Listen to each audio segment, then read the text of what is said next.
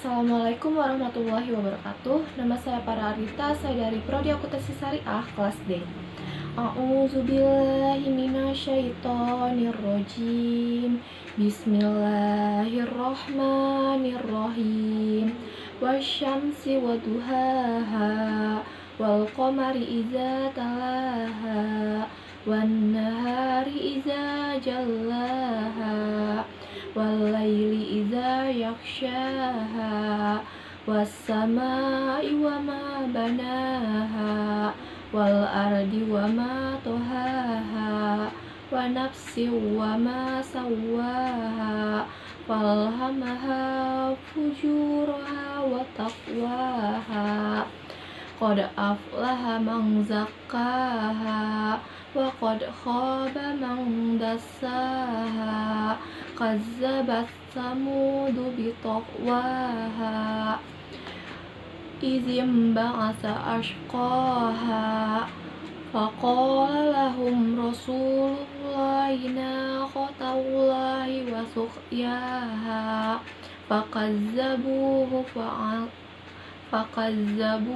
fa'aqaruha fadamdama alaihim rabbuhum bizambihim fasawwaha wala yakhafu uqbaha. Shadaqallahul azim. Saya akan menjelaskan tentang makna tauhid uluhiyah dan bahwa ia adalah inti dakwah para rasul. Uluhiyah adalah ibadah. Tauhid uluhiyah adalah mengesahkan Allah SWT dengan perbuatan para hamba dengan melaksanakan ketaatan yang disyariatkan seperti doa, nazar, kurban, raja, pengharapan, takut, tawakal, rahbah, senang, rahbah, takut, dan inabah, kembali atau taubat. Dan jenis tauhid ini adalah inti dakwah para Rasulullah SAW, mulai Rasul pertama hingga terakhir. Yang kedua, saya akan menjelaskan tentang makna syahadatain, rukun, syarat, konsekuensi, dan yang membatalkannya. Yang pertama, makna syahadatain. Makna syahadat la ilaha illallah yaitu beriktikad dan berikrar bahwasanya tidak ada yang berhak disembah dan menerima ibadah kecuali Allah Subhanahu wa taala, mentaati hal tersebut dan mengamalkannya. Yang kedua, makna syahadat Muhammadur Rasulullah yaitu mengakui secara lahir batin bahwa Muhammad merupakan hamba Allah dan Rasul yang diutus kepada manusia secara keseluruhan, serta mengamalkan konsekuensinya yaitu mentaati perintahnya, membenarkan ucapannya, menjauhi larangannya, dan tidak menyembah Allah Subhanahu wa taala kecuali dengan apa yang disyariatkan. Yang kedua, rukun syahadatain. Rukun la ilaha illallah mempunyai dua rukun. Yang pertama, an-nafyu atau peniadaan. La ilaha membatalkan syirik dengan segala bentuknya dan mewajibkan kekafiran terhadap segala apa yang disembah selain Allah Subhanahu wa taala. Yang kedua, al-isbat, penetapan. Ilallah, menetapkan bahwa tidak ada yang berhak disembah kecuali Allah Subhanahu wa taala dan mewajibkan pengamalan sesuai dengan konsekuensinya. Yang kedua, rukun syahadat Muhammadur Rasulullah. Syahadat ini juga mempunyai dua rukun, yaitu kalimat abduhu wa rasuluh, hamba dan utusannya. Dua rukun ini menafikan ifrat, berlebihan, dan tafrid, meremehkan. Pada hak Rasulullah SAW, beliau adalah hamba dan rasulnya. Beliau adalah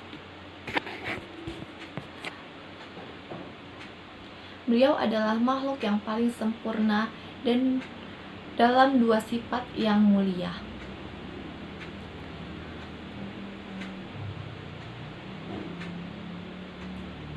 Yang ketiga, syarat-syarat syahadatain. Syarat-syarat la ilaha illallah yaitu bersaksi dengan la ilaha illallah harus dengan 7 syarat. Tanpa syarat itu syahadat tidak akan bermanfaat bagi yang mengucapkannya. Secara global, 7 syarat itu adalah: yang pertama ilmu, yang menafikan jahil kebodohan.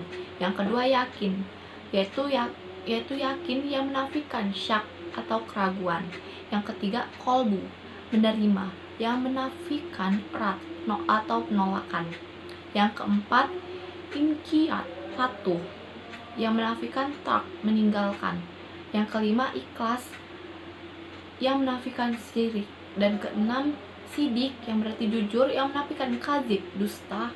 Yang ketujuh mahabbah, kecintaan, yang menafikan bagdah, kebencian.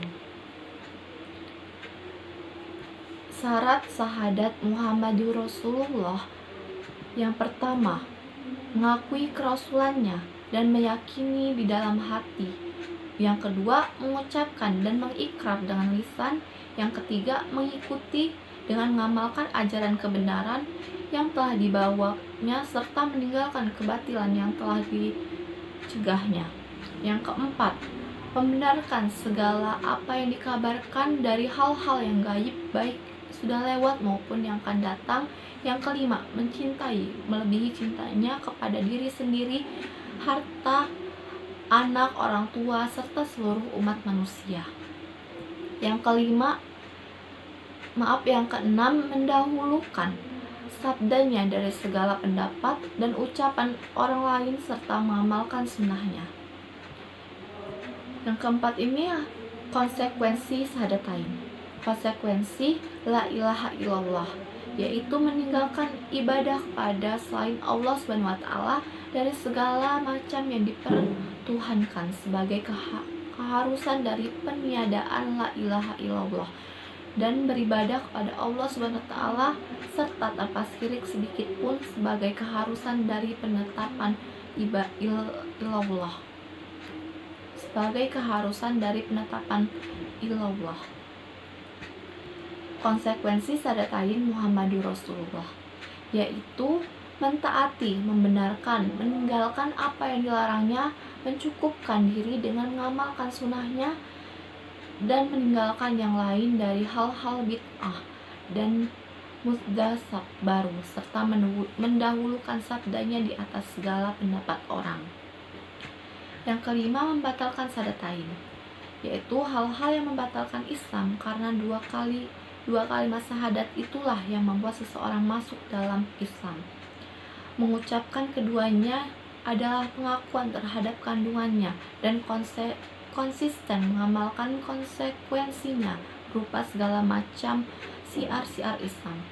Jika ia menyalahi ketentuan ini, berarti ia telah membatalkan perjanjian yang telah diikrarkannya ketika mengucapkan dua kalimat syahadat tersebut.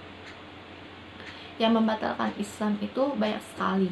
Para fuqaha dalam kitab-kitab fikih telah menulis bab khusus yang diberi judul bab riddah, kemudaratan, dan yang terpenting adalah 10 hal.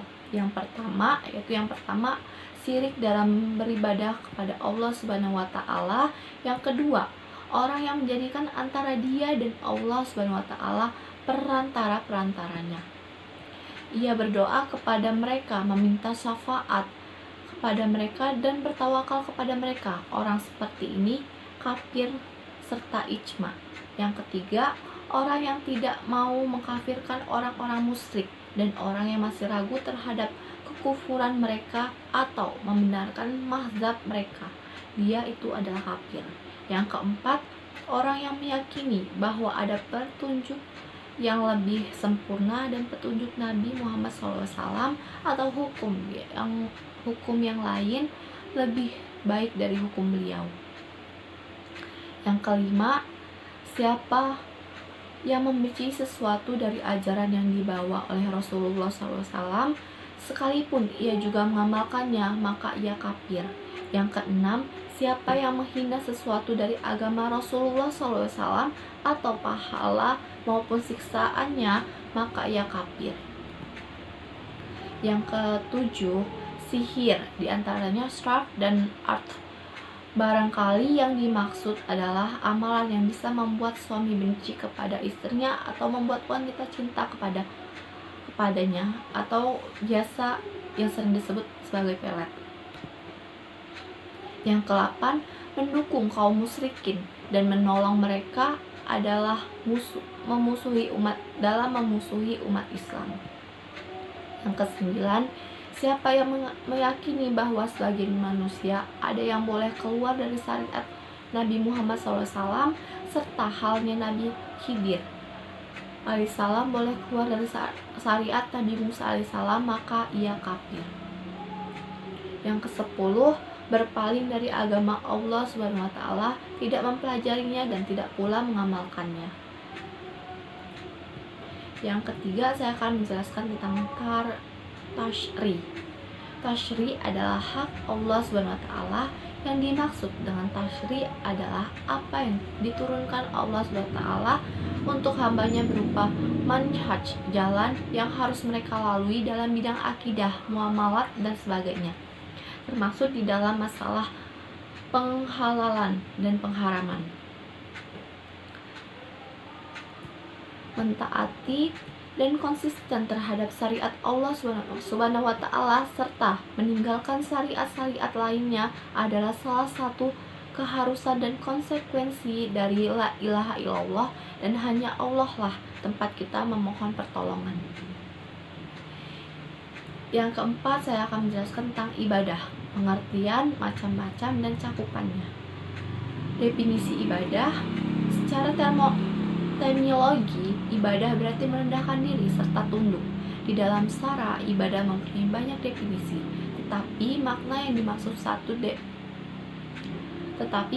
dan maksudnya satu.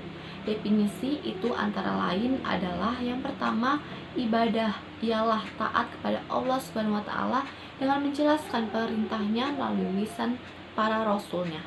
Yang kedua, ibadah adalah merendahkan diri kepada Allah Subhanahu wa taala, yaitu tingkatan tunduk yang paling tinggi disertai dengan rasa mahabbah, kecintaan yang paling tinggi. Yang ketiga, ibadah ialah sebutan yang mencakup seluruh apa yang dicintai dan diridhoi Allah Subhanahu wa taala, baik berupa ucapan atau perbuatan yang zahir maupun yang batin. Ini adalah definisi ibadah yang paling lengkap. Ibadah itu terbagi menjadi ibadah hati, lisan, dan anggota badan. Rasa khauf, takut, raja, mengharapkan, mahabbah, cinta, tawakal, ketergantungan, rahbah, senang, dan rahbah, takut, adalah ibadah qalbiyah yang berkaitan dengan hati. Sedangkan salat, zakat, haji, dan jihad adalah ibadah badaniyah qalbiyah yang berarti fisik dan hati, serta masih banyak lagi macam-macam ibadah yang berkaitan dengan hati, lisan, dan badan. Ibadah ini yang menjadi tujuan penciptaan manusia, sebagaimana Allah berfirman dalam Quran surat Az-Zariyat ayat 56-58, yang artinya, dan aku tidak menciptakan jin dan manusia melainkan supaya mereka menyembahku. Aku tidak menghendaki rizki sedikit pun dari mereka, dan aku tidak menghendaki supaya mereka memberi aku makan. Sesungguhnya Allah dialah Maha Pemberi rizki yang mempunyai kekuatan lagi sangat kokoh. Nah, di sini saya akan menjelaskan macam-macam ibadah dan keluasan cakupannya. Ibadah itu banyak macamnya, yang mencakup semua macam ketaatan dan nampak pada lisan anggota badan dan yang lahir dari hati, seperti zikir, tasbih, tahlil, dan membaca Al-Quran, sholat, zakat, puasa, haji, jihad, amar ma'ruf, nahi mungkar, berbuat baik kepada kerabat, anak yatim, orang miskin, dan ibnu sabil. Begitu pula cinta kepada Allah Subhanahu wa taala dan Rasulnya. Khasyatullah, takut kepada Allah Subhanahu wa taala, inabah, kembali kepadanya, ikhlas kepadanya, sabar terhadap hukumnya, ridho dengan qadanya, tawakal, mengharap nikmatnya, dan takut dari siksanya. Jadi mencakup seluruh tingkah laku seorang mukmin jika dinilai qurbah, mendekatkan diri pada Allah Subhanahu wa taala, atau apa-apa yang membantu qurbah, bahkan adat Kebiasaan yang mudah pun bernilai ibadah jika diniatkan sebagai bekal untuk taat kepadanya, seperti tidur, makan, minum, jual beli, bekerja, mencari nafkah, nikah, dan sebagainya. Berbagai kebiasaan tersebut jika disertai niat baik benar, maka menjadi bernilai ibadah yang berhak mendapatkan pahala. Karenanya ibadah itu tidak hanya terbatas pada siar-siar yang biasa dikenal. Yang kelima, saya akan menjelaskan tentang paham-paham yang salah tentang pembatasan ibadah. Ibadah adalah perkara tauqifiyah, artinya tidak ada suatu bentuk ibadah pun yang disyariatkan kecuali berdasarkan Al-Quran dan As-Sunnah. Apa yang tidak disyariatkan berarti bid'ah, mardudah, bid'ah yang ditolak. Sebagaimana sabda Nabi Muhammad SAW yang artinya, barang siapa melaksanakan suatu amalan yang tidak didasari oleh agama kami, maka ia bertolak. Hadis riwayat Bukhari dan Muslim. Maksudnya amalnya ditolak dan tidak diterima. Bahkan ia berdosa karenanya, sebab amal tersebut adalah maksiat, bukan taat. Kemudian manhaj yang benar dalam pelaksanaan ibadah yang disyariatkan adalah sikap pertengahan antara meremehkan dan malah dengan sikap ekstrim serta melampaui batas. Allah SWT berfirman dalam Quran Surat Hud ayat 112 yang artinya, maka tetaplah kamu pada jalan yang benar sebagaimana diperintahkan kepadamu dan juga orang yang telah taubat berserta kamu, dan janganlah kamu melampaui batas. Hud 112. Ayat tersebut adalah garis petunjuk bagi langkah manhaj yang benar dalam pelaksanaan ibadah, yaitu dengan beristiqomah dalam melaksanakan ibadah pada jalan tengah, tidak kurang atau lebih, sesuai dengan petunjuk syariat sebagaimana yang diperintahkan padamu. Kemudian ada dua golongan yang saling bertentangan dalam soal ibadah. Golongan yang pertama yang mengurangi makna ibadah serta meremehkan pelaksanaannya. Mereka meniadakan berbagai macam ibadah dan hanya melaksanakan ibadah-ibadah yang terbatas pada siar-siar tertentu dan sedikit, yang hanya diadakan di masjid-masjid saja. Tidak ada ibadah di rumah, di kantor, di toko, di bidang sosial, politik, juga tidak dalam peradilan kasus sengketa dan dalam perkara-perkara kehidupan lainnya. Memang masjid mempunyai keistimewaan dan harus dipergunakan dalam sholat fardu 5 waktu. Akan tetapi, ibadah mencakupi seluruh aspek kehidupan muslim, baik di masjid maupun di luar masjid. Golongan yang kedua, yang bersikap berlebih-lebihan dalam praktik ibadah sampai pada batas ekstrim, yang sunnah mereka angkat sampai menjadi wajib, sebagaimana yang mubah mereka angkat menjadi haram.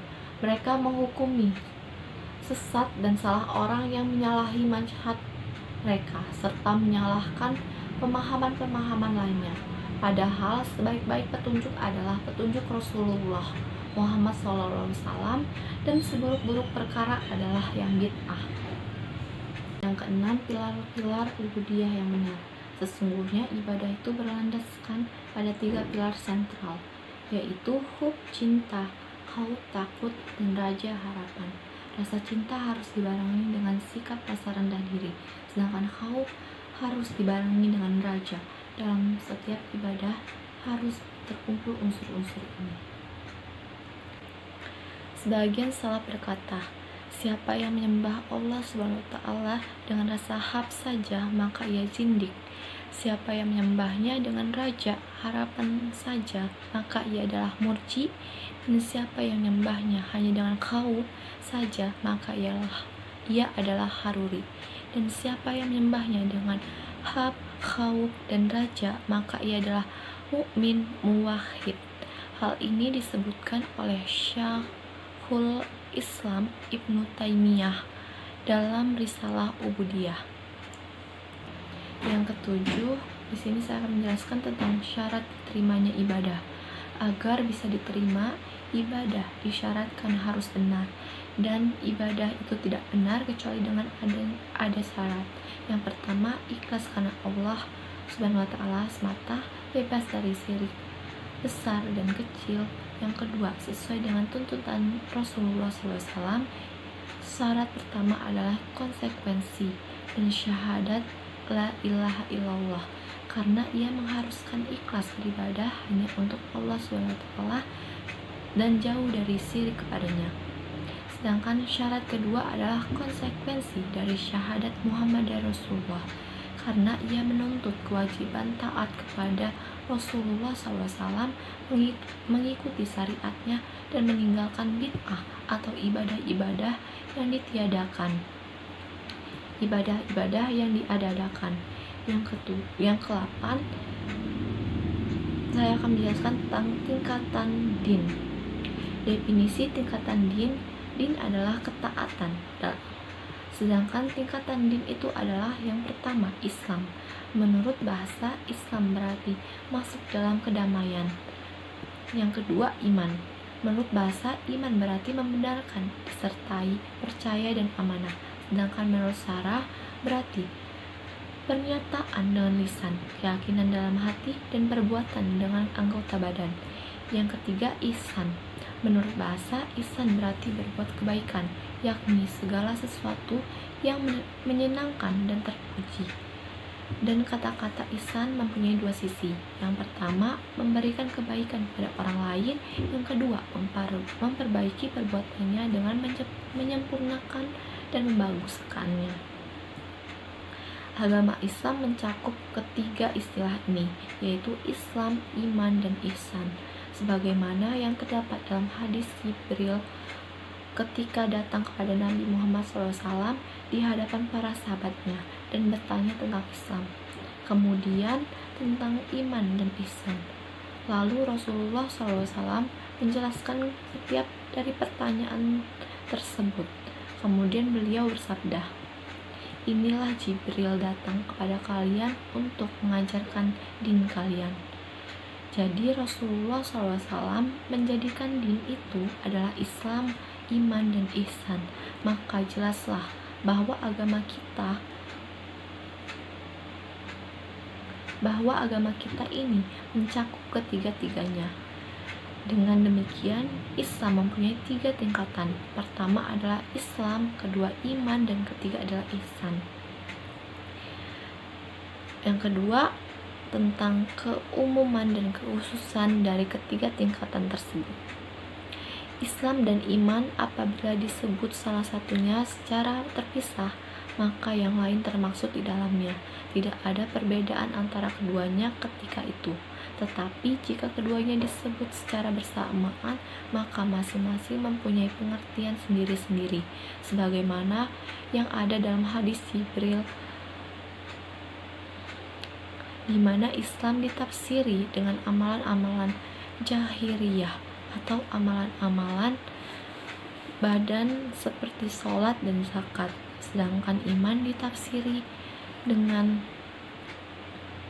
amalan-amalan hati dan amalan-amalan batin seperti membenarkan dengan lisan, percaya dan makrifat kepada Allah SWT, malaikatnya, kitab-kitabnya, para rasulnya, dan seterusnya. Jadi din itu bertingkat dan sebagian tingkatannya lebih tinggi dari yang lain. Pertama adalah Islam, kemudian naik lagi menjadi iman, dan yang paling tinggi adalah ihsan. Sekian penjelasan dari saya, kurang lebihnya saya mohon maaf, pada Allah saya mohon ampun. Akhirul kalam, wabillahi taufiq wal hidayah. Wassalamualaikum warahmatullahi wabarakatuh.